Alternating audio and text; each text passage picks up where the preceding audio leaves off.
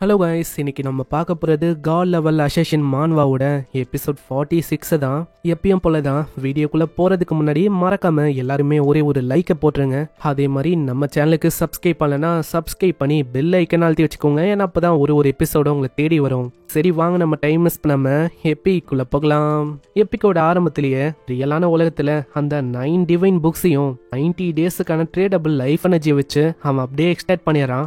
Extend பண்ண அடுத்த செகண்டே அந்த புக்கையும் பயன்படுத்த ஆரம்பிக்கிறான். 106 லைஃப் எனர்ஜியை கன்சியூம் பண்ணிக்கும். இப்போ எனக்கு ரொம்ப லக்ஸூரியஸான ஃபர்னிச்சரு, ஃபுட்டு, ட்ரிங்க்ஸு, இன்க்ரீடியன்ட்டு எல்லாமே இங்கே இருக்கணும். அது போக எல்லா பர்பஸையும் ஒபே பண்ணுற ஒரு மெய்டும் எனக்கு இப்பயே வேணும். இப்படி இவன் சொல்ல அந்த இடத்துல ஒரு அழகான மெய்டும் வரா. மாஸ்டர், உங்களை சந்திச்சதுல எனக்கு ரொம்ப சந்தோஷமா இருக்கு. உங்களுக்காக என்ன பண்ணும் வீட்டு வேலை எதையும் நான் பண்றதுக்கு தயாரா இருக்கேன். உங்களுக்காக தான் என்னோட மொத்த வாழ்க்கையும் இருக்கு. இப்படி அந்த அழகான மெய்டு சொல்லும் போதும் அங்க நம்மால பாருங்க. எனக்கு நல்லாவே புரியுது. ஃபர்ஸ்ட் விஷயம், என்னோட மொத்த வீடியோ நல்லா கிளீன் பண்ணு. கண்டிப்பா மாஸ்டர், நீங்க சொன்ன மாதிரியே கிளீனிங் வேலையை நான் ஆரம்பிக்கிறேன் அப்படின்னு அந்த பொண்ணு ஆரம்பிக்குது. இந்த பக்கம் ரியாலிட்டி உலகத்துல அங்க ஜாங்கை சிட்டியை கட்டுறாங்க. அந்த இடத்துல ஏதோ ஒரு பொண்ணு இறந்து கிடக்குறா. அந்த கிரைம் சீனையும் பார்க்க ஒரு 2 போலீஸ் ஆபீசரும் வந்திருக்காங்க.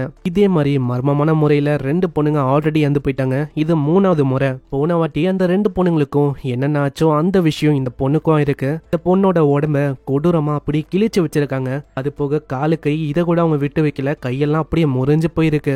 இத்தனைக்கும் முகத்துல இருக்க அந்த 2 கண்ணு அதையும் அவங்க புடுங்கி எடுத்திருக்காங்க. போன வாட்டி அந்த 2 பொண்ணுங்களும் மிஸ் ஆகும் போதும் இதே விஷயம் தான் ஆச்சு. என்னோட கணக்குப்படி இது பண்ணது சேம் பர்சனா இருக்க வாய்ப்பு இருக்கு. இல்ல பேப்பரை வச்சுன்னு இதெல்லாம் சொல்றான்ல, இவனை பார்க்கும் போது உங்களால கண்டுபிடிக்க முடியுதா யாருன்னு? அதாங்க நம்ம லின்னு தான்.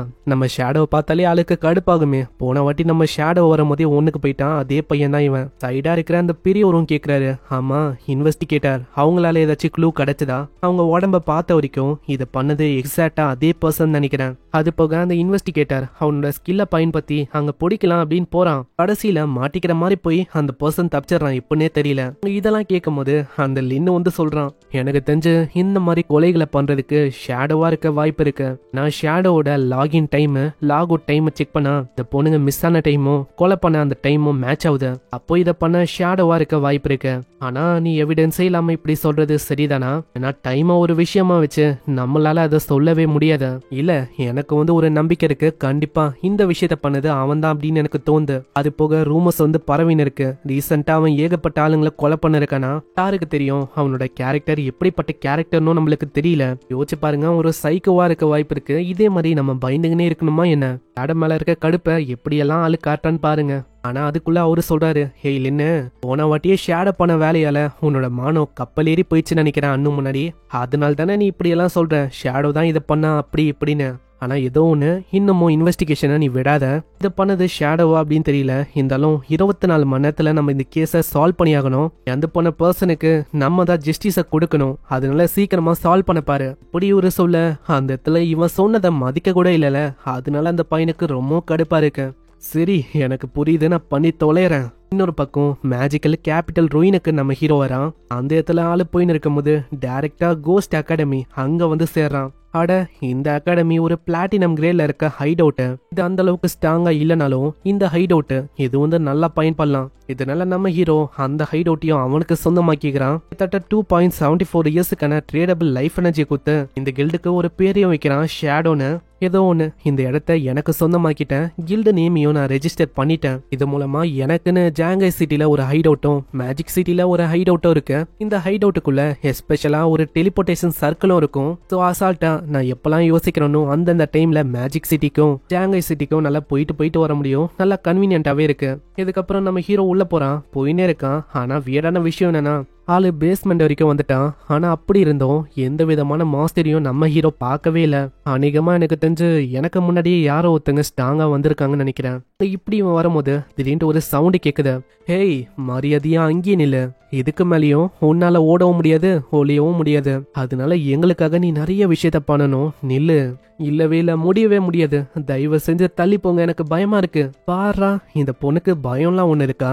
நீ கவலைப்படாத, ஒன்னும் நான் கொல்ல மாட்டேன். நீ வசமா இப்ப எங்க கிட்ட மாட்டிக்கின. நான் உன்னை தேடி வந்ததுக்கு காரணமே மேடம் டாங்ஃபேங் தான். அவங்க தான் சொன்னாங்க உன்னை உயிரோட கொண்டு வரணுமா. ஏன்னா மேடமோட சன்னு, அவனுக்கு உன் கூட விளாடணும் அப்படின்னு ரொம்ப ஆசையா இருக்கான். உங்க யாரை பத்தி சொல்றாங்கன்னு தெரியுதா?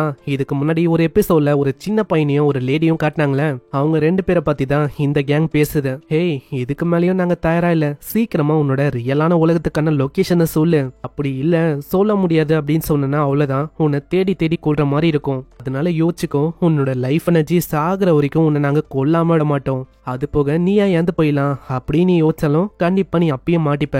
ஏன்னா ரீஸ்பான் ஆகுற அந்த இடத்துல ஆல்ரெடி எங்க ஆளுங்க இருக்காங்க. அப்படி இருக்கும் போது நீ எங்க போனாலும் வசமா மாட்டிப்ப.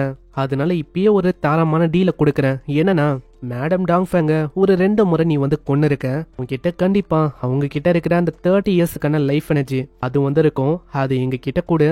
அதுக்கப்புறம் நாங்க 3 பேருமே 1 by 1 உன் கூட கொஞ்சோண்டு விளையாடுவோம். அதுக்கப்புறம் உன்னை விட்டுருவோம். என்ன, இது நல்லா இருக்கா டீல?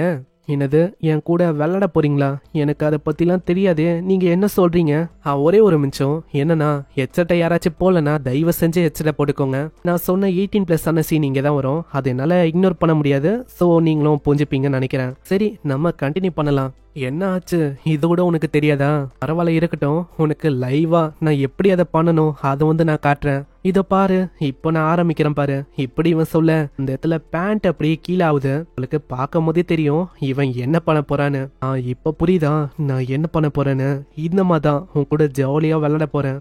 என்னது, இந்த மாதிரியா?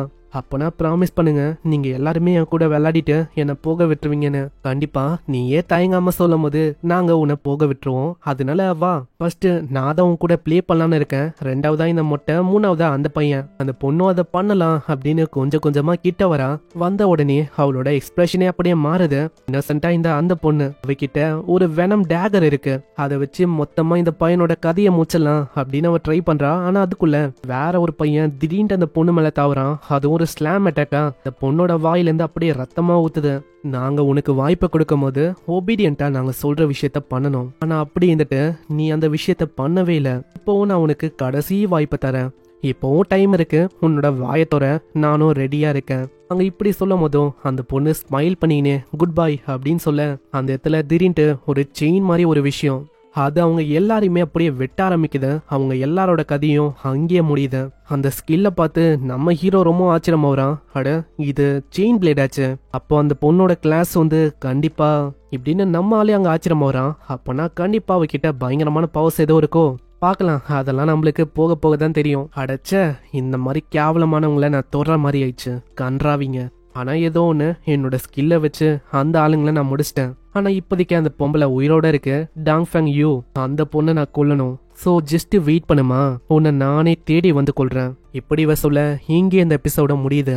ஸோ இந்த எபிசோடு உங்களுக்கு பிடிச்சிருக்கும்னு நினைக்கிறேன். பிடிச்சிருந்தா ஒரே ஒரு லைக்கை ஒண்டி போட்டுருங்க. ஏன்னா நீங்கள் லைக்கை போட்டால் ஒண்டி தான் இன்னும் தொடர்ந்து ஏகப்பட்ட எபிசோட அப்லோட் பண்ண முடியும். ஸோ லைக்கை ஒண்டி போட்டுருங்க. அப்படியே சப்ஸ்கிரைப் பண்ணி பெல் ஐக்கனை அழுத்தி வச்சுக்கோங்க. நான் உங்களை அடுத்த எபிசோட்ல சந்திக்கிறேன். தேங்க்யூ ஃபார் வாட்சிங். சைனரா.